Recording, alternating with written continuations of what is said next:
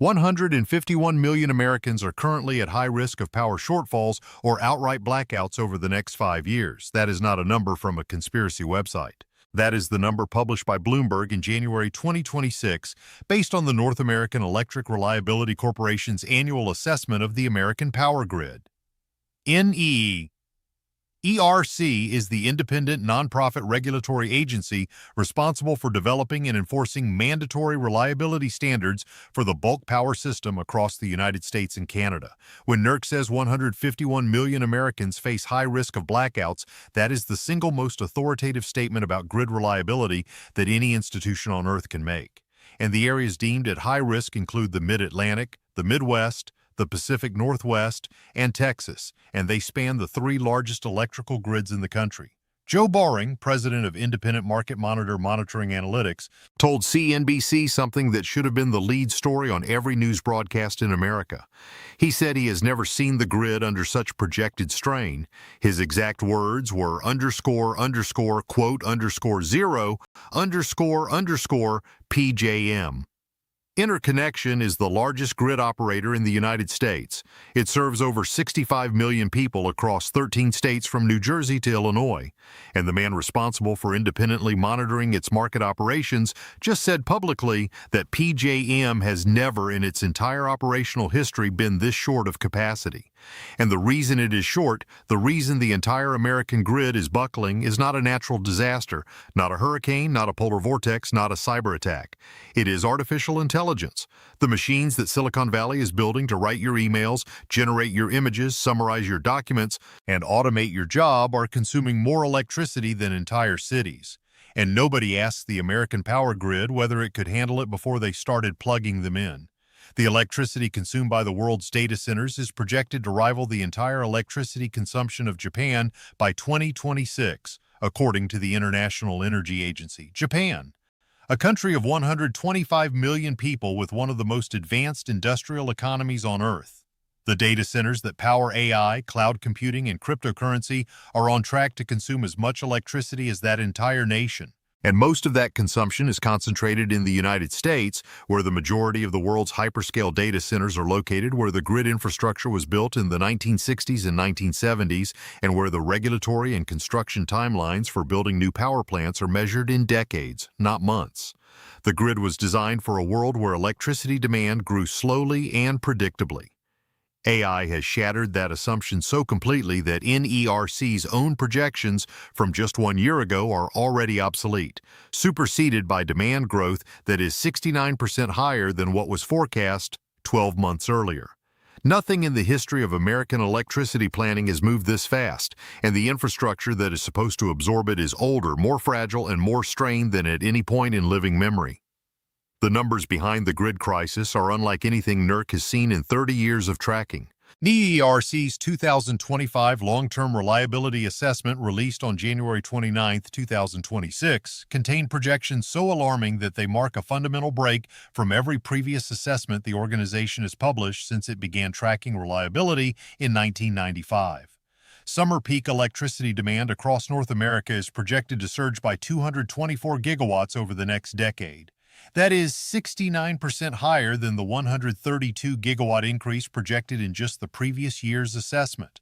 Winter peak demand is projected to surge by 245 gigawatts, a 65% increase from the prior year's projection. NERC stated explicitly that compound annual growth rates for summer and winter peak demand are the highest since tracking started in 1995. For context, electricity demand in the United States was essentially flat for most of the 2010s. Utilities planned around slow, predictable growth. They retired aging coal and natural gas plants on the assumption that demand would remain stable and that renewable energy additions would more than cover the gap. That assumption is now catastrophically wrong. Data centers for artificial intelligence and the digital economy account for most of the projected increase in North American electricity demand over the next 10 years, according to NERC's own statement. A single large-scale AI data center can consume as much electricity as a small city. Austin, Texas, conducted an internal analysis and found that some proposed data centers in the Austin area are seeking more than 5 gigawatts of power, which is more than the peak load for the entire city of Austin. One data center complex. consuming more electricity than the entire capital of Texas. And data center electricity demand has surged by 13% in just the past year, according to energy sector analyses. The EIA projects that quarterly electricity consumption will exceed 1,200 billion kilowatt-hours by the third quarter of 2026, setting new records for summer peak demand. And the grid that is supposed to absorb this demand surge is simultaneously losing capacity at an accelerating rate because power plants are being retired faster than they are being replaced. No new greenfield nuclear power plant has been completed in the United States since Watts Bar Unit 2 came online in 2016 after a construction timeline that began in 1972, 44 years from groundbreaking to first power. No new greenfield oil refinery has been built since 1977, and the last major transmission line expansion in the PJM region took over a decade from conception to completion. The timelines for building energy infrastructure in the United States are measured in decades. The timeline for AI demand growth is measured in months. That mismatch is the core of the crisis. 115 gigawatts of power plants are being retired in the next decade, and nobody has built enough to replace them. The loss of electricity generation from the decommissioning of power plants will amount to 115 gigawatts over the next 10 years, according to NERC. 115 gigawatts of reliable, dispatchable generating capacity, plants that can produce power whenever the grid operator calls for it, regardless of whether the wind is blowing or the sun is shining, are being shut down. And the vast majority of those retirements are coal plants and older natural gas plants that are being closed under pressure from environmental regulations, state renewable energy mandates, and the economic realities of competing with cheaper natural gas and subsidized renewable generation. Michelle Bloodworth, President and CEO of America's Power, a coalition of coal-producing utilities, responded to the NERC assessment with a warning that should be read by every American who has ever assumed that flipping a light switch would produce light. She said that for the first time, families and businesses in half the U.S. face a high risk of blackouts, and that one of the primary reasons is the premature retirement of coal power plants. Utilities have announced plans to retire more than one-fourth of the nation's coal fleet over the next 5 years, and most of those retiring plants are located in the exact high-risk regions that NERC identified. The replacements being built are overwhelmingly solar and wind installations. Solar and wind are real energy sources that produce real electricity. That is not in dispute. What is in dispute is whether they can provide the reliability that the grid requires during peak demand when the weather does not cooperate. Solar produces nothing at night. Wind produces nothing when the air is still, and the battery storage that is supposed to fill the gap between when renewables produce electricity and when consumers need it is being deployed far too slowly to cover the scale of the retirements. NERC specifically warned that growing reliance on variable renewables could contribute to year-round adequacy concerns in parts of the Western Interconnection. And the MISO grid, which spans much of the Midwest, including Minneapolis, Milwaukee, Detroit, and Indianapolis, will start to see capacity risk climb as soon as 2028, and that risk will spread to other regions the following year. The Iberian Peninsula blackout in 2025 demonstrated what happens when a grid dependent on renewable generation loses its stabilizing resources. Millions of people in Spain and Portugal lost power for hours because the grid's frequency dropped below the threshold needed to maintain stability, and inverter-based solar resources tripped offline in a cascading failure. Battery storage and grid-supporting equipment have been added since then, but the fundamental vulnerability remains. A grid with fewer dispatchable plants and more variable generation is a grid that is less resilient to shocks. And shocks, whether from extreme weather, cyber attacks, equipment failures, or demand surges from AI data centers, are not rare events. They are the operating environment. And here is what makes the retirement timeline so dangerous in the context of AI demand growth. The plants being retired are baseload generators. They run continuously day and night, rain or shine, wind or calm. They provide the stable, predictable power that keeps the grid frequency at exactly 60 Hz, which is the frequency that every electrical device in your home is designed to operate at. When frequency deviates from 60 Hz by more than a fraction of a percent, equipment malfunctions, circuit breakers trip, Generators disconnect to protect themselves, and if enough generators disconnect simultaneously, the grid enters a cascading failure where the loss of each unit increases the burden on the remaining units, which overload and disconnect in turn, and within minutes the entire interconnected system collapses. That is what happened on the Iberian Peninsula. That is what almost happened in Texas. And the baseload plants that prevent cascading failures by maintaining constant, steady frequency support are the exact plants being retired. The solar panels and wind turbines that are replacing them produce electricity at variable rates that fluctuate with the weather. They are connected to the grid through electronic inverters rather than the massive spinning generators that coal and gas plants use. And those inverters do not inherently provide the inertia, the rotational momentum that stabilizes grid frequency during sudden demand surges or supply drops. The grid is losing its shock absorbers at the exact moment the shocks are intensifying. PJM is 6 gigawatts short, and that shortfall is going to land on your electricity bill before it lands on your lights. PJM Interconnection, the grid operator that serves 65 million people across 13 states, including New Jersey, Pennsylvania, Delaware, Maryland, Virginia, West Virginia, Ohio, Indiana, Illinois, Michigan, Kentucky, Tennessee, and parts of North Carolina, projects that it will be a full 6 gigawatts short of its reliability requirements by 2027. 6 gigawatts is the equivalent of 6 large nuclear power plants or 12 large natural gas combined cycle plants. That is not a rounding error. That is a structural deficit in the largest grid in the country that serves 1 in 5 Americans, and the economic consequence of that deficit will hit American households long before the lights actually go out.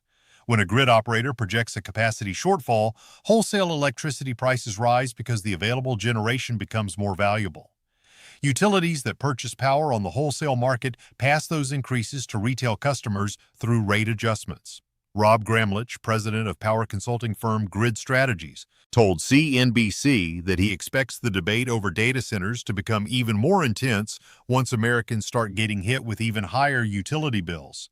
He said he does not think we have seen the end of the political repercussions, and that with a lot more elections in 2026, every politician is going to be saying that they have the answer to affordability and their opponents' policies would raise rates. The average American residential electricity bill has already risen significantly. The Urban Institute documented that residential electricity costs have increased faster than earnings across much of the country, leaving customers paying about $40 more per month in December 2025 than they paid in December 2017. Bloomberg reported that electricity bills have run well ahead of overall inflation, especially as power-hungry data centers come online. And those increases occurred before the Iran war drove natural gas prices higher, before the summer of 2026 heat season hits, and before the AI data center build-out accelerates further. The EIA projects record electricity consumption in 2026. The grid has fewer plants. Demand is surging. The fuel that powers the remaining plants, natural gas, is more expensive because of the Iran war. And the data centers that are driving the demand increase do not curtail their usage during peak periods the way residential customers do. A data center runs 24 hours a day, 7 days a week, 365 days a year at full capacity. It does not turn off the air conditioning when the grid is strained. It does not reduce load during a heat wave. It consumes power constantly, relentlessly, and at a scale that dwarfs the consumption of thousands of residential homes. And when the grid has to choose between keeping the data center online and keeping your neighborhood powered, the data center has a contract with the utility that guarantees its supply. Your household does not. The natural gas pipeline system that feeds the grid is itself under threat, and almost nobody is discussing it. NERC's assessment contained a warning about the American natural gas delivery system that received almost zero mainstream coverage, but that fundamentally changes the risk calculus for grid reliability. Bloomberg reported that since last year's NERC assessment, vulnerabilities in the U.S. natural gas system have expanded. While the country is one of the top producers of natural gas in the world and has a sprawling network of pipelines to move it, risks of supply disruptions on the delivery system are more pervasive than previously assessed.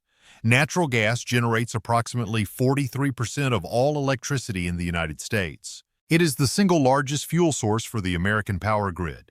When a gas pipeline has an unplanned outage, a compressor station fails, or extreme cold increases residential heating demand and simultaneously restricts gas flow to power plants, the electricity system loses its primary fuel source in real time. The Texas winter storm of February 2021 demonstrated this vulnerability with catastrophic consequences. Natural gas wellheads froze. Pipeline pressure dropped. Gas-fired power plants that were supposed to provide backup power during the cold snap could not get fuel.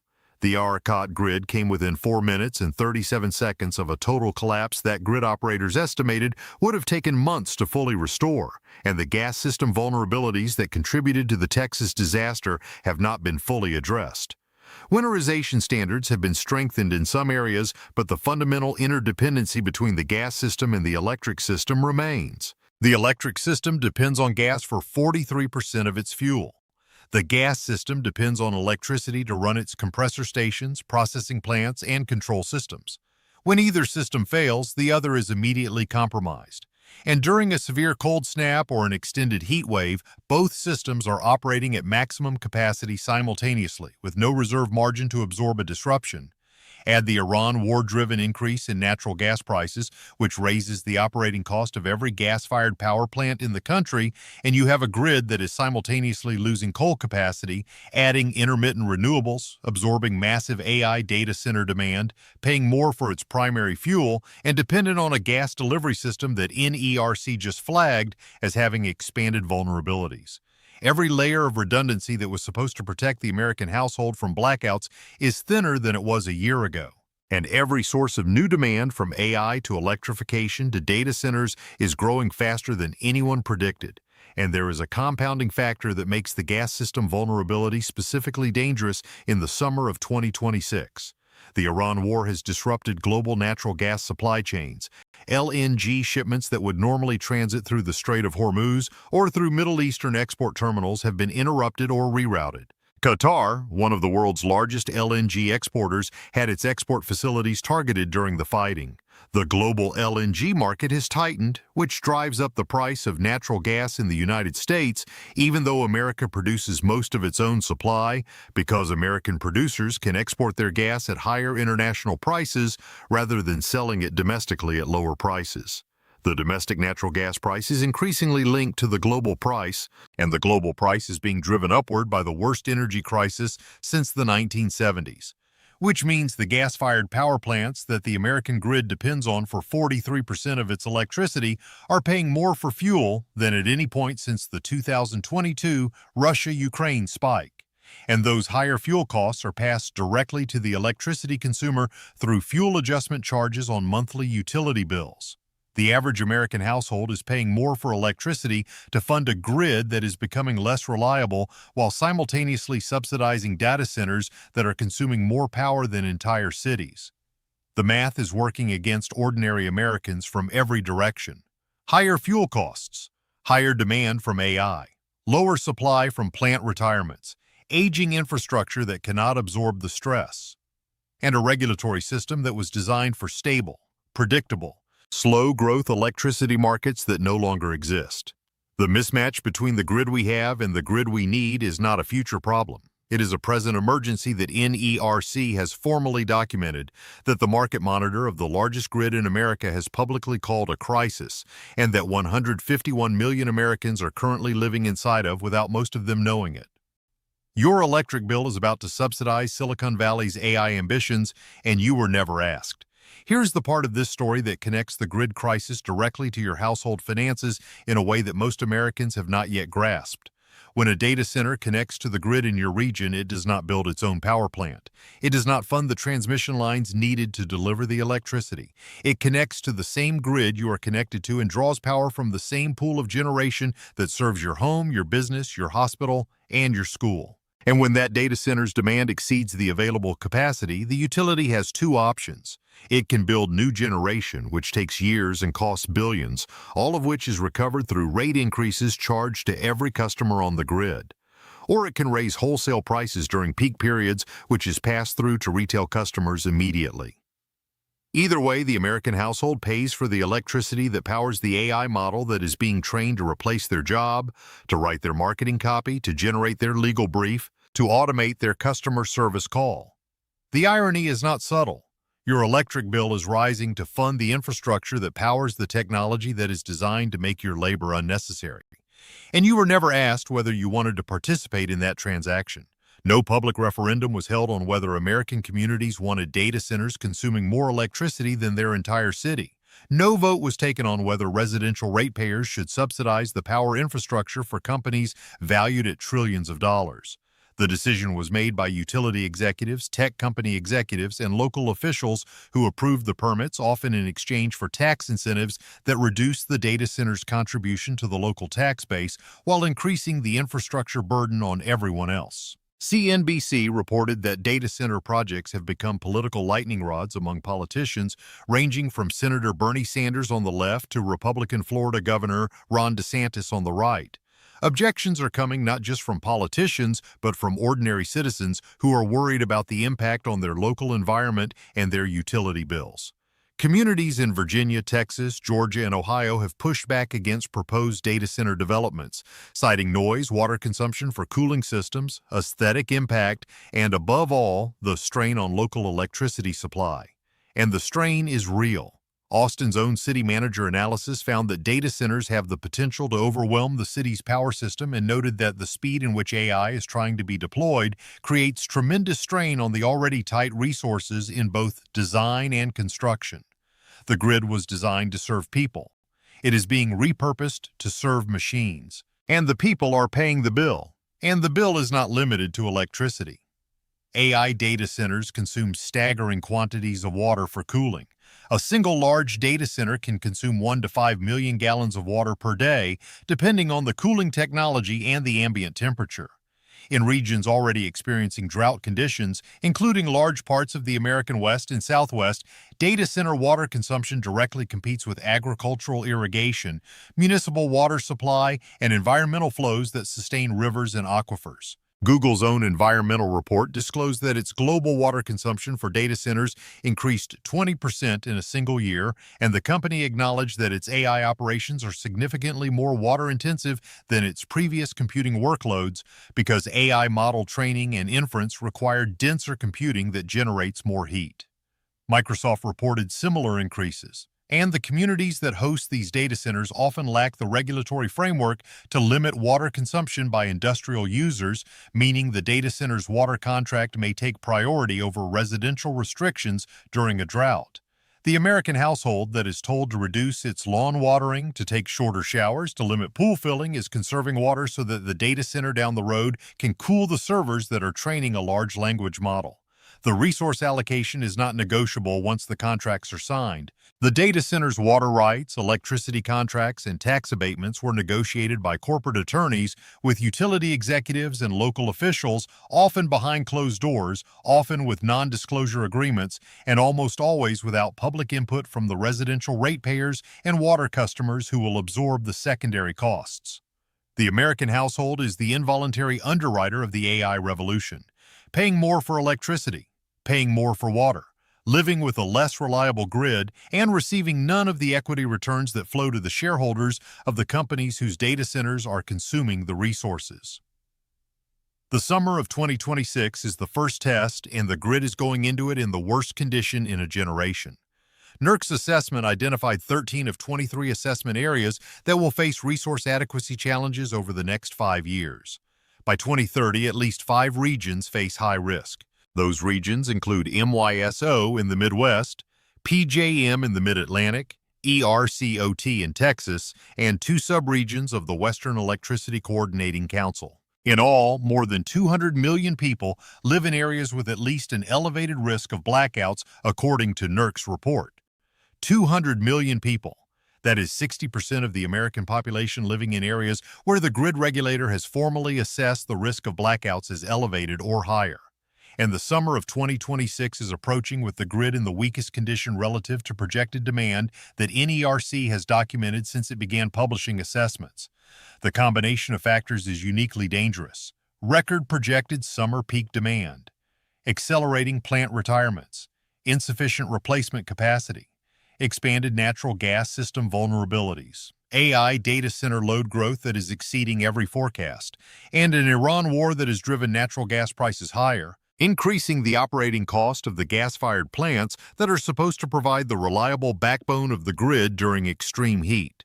A single prolonged heat wave across the Midwest or the eastern seaboard this summer, the kind that sends temperatures above 100 degrees for 5 or more consecutive days and drives air conditioning demand to its annual peak, could push the grid past its available capacity in regions where the margin between supply and demand has already been eroded by data center growth and plant retirements. In that scenario, the grid operator's only option is rolling blackouts. Controlled, scheduled power cuts that rotate through neighborhoods to prevent the entire grid from cascading into an uncontrolled collapse. Rolling blackouts mean your refrigerator shuts off for 4 to 6 hours. Your air conditioning stops during the hottest part of the day. Your medical equipment, if you rely on it, loses power unless you have a backup generator. Your internet goes down, which means your work-from-home job stops, your security system goes offline, and your phone cannot charge. For the elderly, for people with disabilities, for families with infants, for anyone whose health depends on climate control or electrically powered medical devices, a rolling blackout is not an inconvenience. It is a medical emergency, and the grid that is supposed to prevent it has never been this close to failing to do so. NERC's Director of Reliability Assessment, John Mora, said this is not a prediction of failure but an early warning on the trajectory of risk. The path forward is still manageable, he said, but only if planned resources come online and on time. And nothing in the history of American energy infrastructure suggests that resources come online and on time. They come online late. They come online over budget. They come online after the crisis has already arrived. Because the political and regulatory incentives in the American energy system reward reaction, not prevention. And the crisis that NERC is warning about is approaching at a speed that prevention can no longer reach. The interconnection queue, the pipeline of new generation projects waiting to connect to the grid, is the longest it has ever been. Thousands of solar, wind, battery, and natural gas projects are waiting years for grid connection studies, transmission upgrades, and regulatory approvals. The average time from application to commercial operation has stretched to 4 to 5 years in many regions. The demand growth is happening now, not in 4 years. Now, every month that passes with demand rising and capacity additions delayed widens the gap between what the grid can deliver and what it is being asked to deliver. And transmission infrastructure has lagged even further behind. New transmission lines face years of environmental review, eminent domain proceedings, and permitting battles. The physical wires that would connect renewable generation in the Great Plains to data centers in Virginia do not exist yet and will not be built on any timeline that matches the speed at which AI demand is arriving. The grid was built for a different era. It is being asked to power an entirely different economy. And the gap between what it was built for and what it is being asked to do is the space where blackouts live. Share this video with every American you know who pays an electric bill, who uses air conditioning, who lives in the Mid-Atlantic, the Midwest, the Pacific Northwest, or Texas.